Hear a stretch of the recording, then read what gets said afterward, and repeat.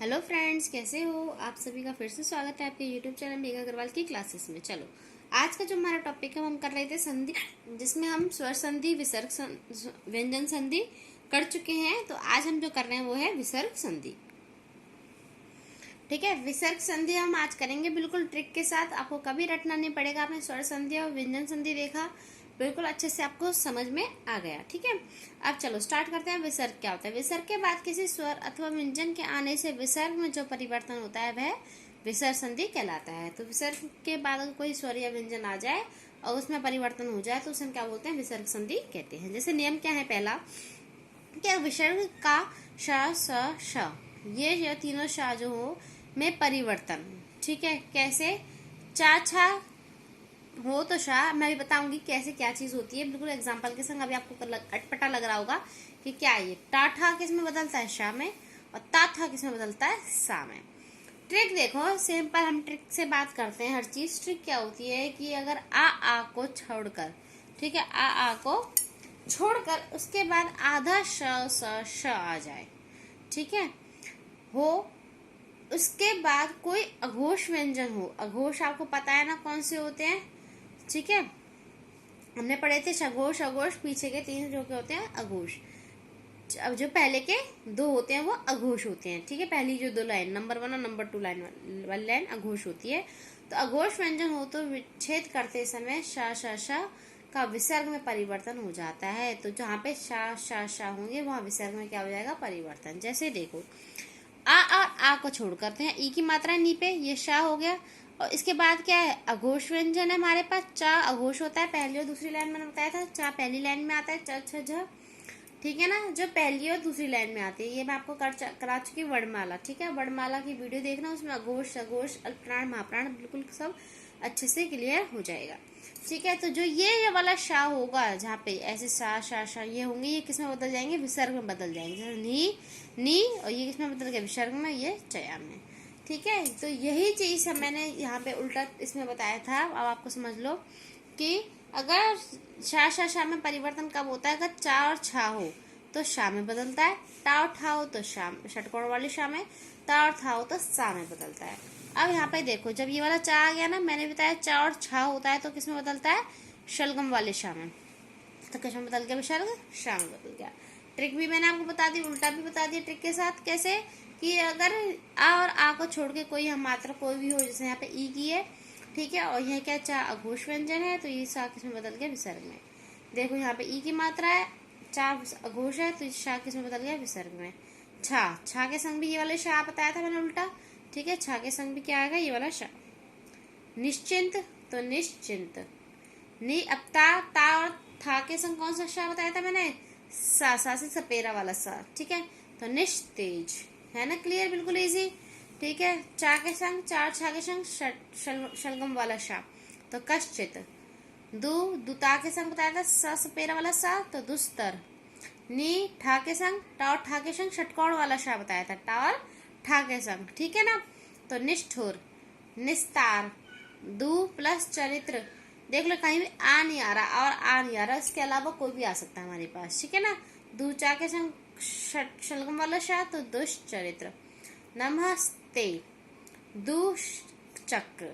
ठीक है, क्लियर है ना बिल्कुल। ये वाला विसर्ग में पहला नियम कि विसर्ग का शा में कैसे परिवर्तन आता है। आगे देखते हैं। अगला नियम है विसर्ग में कोई परिवर्तन ना हो। मतलब ट्रिक देखो, अगर किसी शब्द में आधा श आए तो आधा श विसर्ग में बदल जाता है। जैसे देखो कि जैसे दुशासन, तो आधा श, तो ये वाला जो आधा श है विसर्ग में बदल जाएगा, धू प्लस शासन। और जो हमने यहाँ पढ़ा था उल्टा कि विसर्ग में कोई परिवर्तन ना हो, तो जैसे देखो धू प्लस शासन, इनमें क्या है? विसर्ग में परिवर्तन ना करो, या फिर ऐसे लिखो, इस विसर्ग की जगह क्या कर देते हैं हम? आधा शा कर देते हैं, तब एक ही बात हम ऐसे लिख सकते हैं। तो इसमें क्या हो रहा है? विसर्ग में कोई परिवर्तन नहीं हो रहा। और उल्टा देखें तो हमने क्या करा कि जहाँ पे आधा शा सा ये वाले शा आ रहे हो, उसकी जगह हमने क्या लगा दी? विसर्ग। धू प्लस सास, दुस्सास, या फिर धू प्लस साहस। नी प्लस संकोच, निसंकोच। नी प्लस संतास, निसंतान। नी प्लस संदेह, निस्संदेह। नी प्लस संग, निस्संग। क्लियर है? सेकंड नियम बिल्कुल इजी है कि विसर्ग में कोई परिवर्तन ना हो। अगला है विसर्ग के बाद यदि का खा अथवा पा फा व्यंजन आए तो विसर्ग में कोई परिवर्तन नहीं होता। और कब नहीं होता? अगर विसर्ग के बाद का खा या पा फा आ जाए तब भी विसर्ग में कोई परिवर्तन नहीं होता। जैसे रजा प्लस कर्ण, तो का आ गया तो विसर्ग में कोई परिवर्तन नहीं होगा। रजा प्लस कर्ण, रजा कर्ण।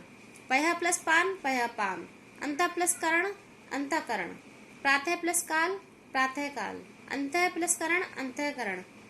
अंतः प्लस पुर, अंतः पुर। धू प्लस दुख, धू प्लस धू दुख। ठीक है ना? तो यहाँ पे हमारे पास क्या हुआ? विसर्ग में कोई भी परिवर्तन नहीं हुआ। तो हमने दो चीज देख ली, विसर्ग में कब परिवर्तन नहीं होता। आगे चलते हैं। अगला है कि यदि विसर्ग से पहले ई या उ स्वर हो तो विसर्ग का श बदल जाता है। जैसे नी प्लस कपट। अब ई एस के आगे तो जो ये वाला है किसमें बदल जाएगा? श में बदल जाएगा, निष्कपट। धू प्लस कर, तो ये धू जो है किसमें बदल जाएगा? विसर्ग किसमें बदल जाएगा? श में, दुष्कर।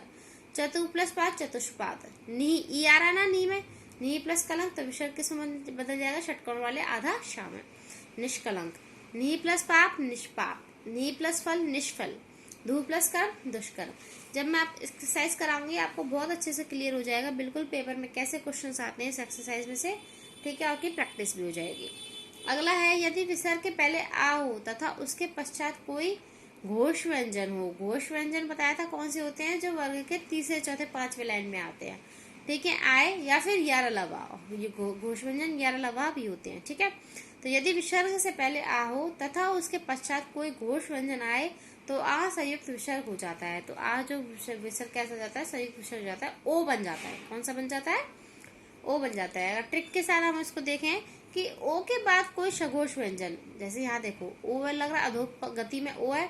ओ के बाद सघोष व्यंजन, गा क्या है? सघोष व्यंजन है। तीसरी लाइन में आता है का ख ग, तो तीसरी लाइन में या यार अलावा हो तो विच्छेद करते समय वह विसर्ग में बदल जाएगा। तो जो ये ओ है ये किसमें बदल जाएगा? विसर्ग में। जैसे अधो गति, तो अधा ओ हट जाएगा तो अधा विसर्ग बन जाएगा, अधा प्लस गति। पया उदय, ओ आ रहा है, द हमारा सघोष व्यंजन है। तीसरी लाइन में आता है त थ द, तीसरी लाइन में आ रहा है तो पया प्लस द। मनोयोग, मनः प्लस योग। तेजोमया, तेज प्लस मया। सरोज, सरह प्लस ज। ओ की जगह हम सिर्फ विसर्ग लगा रहे हैं। ठीक है ना? पयोधर, पय प्लस धर। मनोनयन, मनः प्लस नयन। मनोरथ, मनः प्लस रथ। मनोनुकुल, मनः प्लस नुकुल, अनुकूल। ठीक है ना? अधोपतन, अध प्लस पतन। मनः प्लस विज्ञान। तपोवन, तपह प्लस वन। यशोदा, यश प्लस दा। मनोबल, मनः प्लस बल। क्लियर है ना? हमारे पास हमने पढ़ लिया कि उल्टा अगर ऐसे देखते हैं विसर्ग के पास अगर घोष व्यंजन आए, मतलब तीसरा चौथा पांचवा वर्ड आए, बा जाए प फ ब, तीसरा है ना, आए या ग्यारह लवा है तो विसर्ग किसमें बदल जाता है? ओ में बदल जाता है। बिल्कुल क्लियर। आगे चलते हैं। अगला है 5वां नंबर क्या कहता है? यदि विसर्ग में पहले आ से भिन्न, आ को छोड़कर भिन्न कोई स्वर आए, कोई भी स्वर आ जाए और विसर्ग के बाद, अब विसर्ग के बाद क्या आएगा? किसी स्वर किसी वर्ग का तीसरा चौथा वर्ण या यार अलावा, तीसरा चौथा या यार अलावा में से कोई भी वर्ण हो तो विसर्ग का रा में परिवर्तन हो जाता है। विसर्ग किसमें बदल जाता है? रा में। जैसे दू प्लस भाग्य, अब ये भा क्या है हमारे पास? प फ भ, तीसरा वर्ण है ना, तो ये जो ये विसर्ग है ये किसमें बदल जाएगा? रा में बदल जाएगा। दुर्भाग्य बदल गया ना। और आगे विसर्ग से पहले देख लो आ और आ को छोड़कर बाकी की हमारे पास होनी चाहिए। ट्रिक के साथ अगर हम बात करते हैं, अगर रा की मात्रा के बाद कोई सघोष व्यंजन, सघोष हमने पढ़ी लिया कौन से होते हैं, ठीक है ना, तीसरे चौथे होते हैं हमारे पास, या यार अलावा हो तो विच्छेद करते समय रा का विसर्ग में परिवर्तन हो जाता है। जैसे निर्जर है तो निर जर र आ रहा है, इसके बाद क्या आ रहा है? रा, तो यार अलावा सघोष व्यंजन हो गया, तो ये जो रा है ये विसर्ग में बदल जाएगा, नी प्लस जर।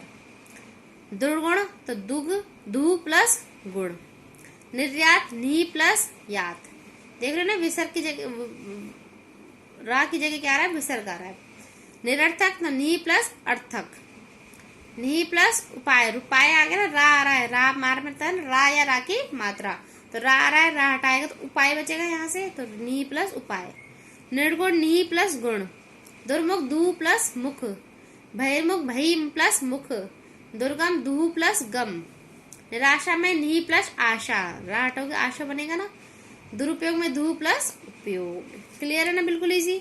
अगला छठा नियम है हमारे पास, यदि विसर्ग में आ गए रा व्यंजन हो, विसर्ग के बाद अगर कोई रा हो तो विसर्ग का लोप हो जाता है, विसर्ग हट जाएगा और उसके पहले का हस स्वर दीर्घ हो जाएगा। मतलब जो हस की मात्रा होगी, जैसे नी पे छोटी की मात्रा है तो ये दीर्घ मात्रा बन जाएगी, बड़ी की मात्रा बन जाएगी। तो नी प्लस रोग निरोग, नी प्लस रस नीरस, नी प्लस रस नीरज, नी प्लस रव नीरव। सबसे इजी है ना, बिल्कुल विसर्ग कुछ भी नहीं है।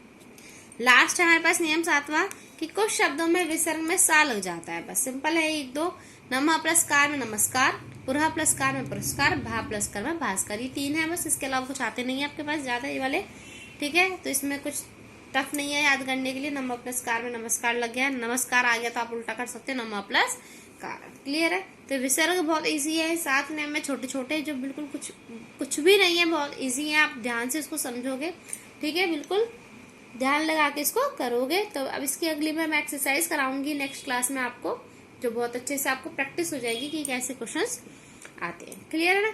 तो प्लीज इस वीडियो को लाइक शेयर सब्सक्राइब करें, ठीक है, और फॉलो करें। Thank you.